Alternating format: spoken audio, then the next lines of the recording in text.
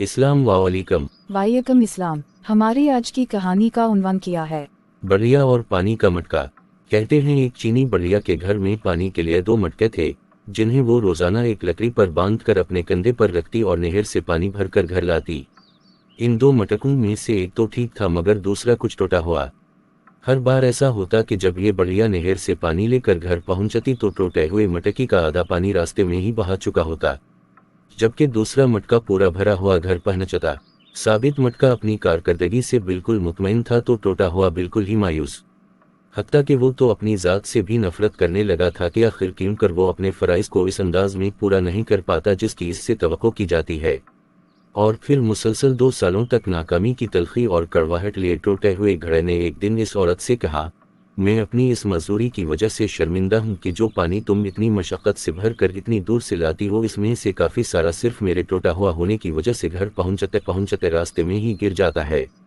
घड़े की ये बात सुनकर बढ़िया हंस दी और कहा, क्या तुमने इन सालों में ये नहीं देखा कि मैं जिस तरफ से तुमको उठा कर लाती हूँ इधर तो फूलों के पौधे ही पौधे लगे हुए हैं, जबकि दूसरी तरफ कुछ भी नहीं उगा हुआ।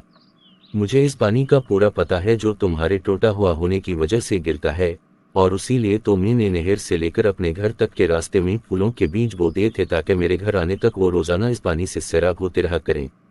इन 2 सालों में मैंने कई बार इन फूलों से खूबसूरत गुलदस्ते बनाकर अपने घर को सजाया और महकाया।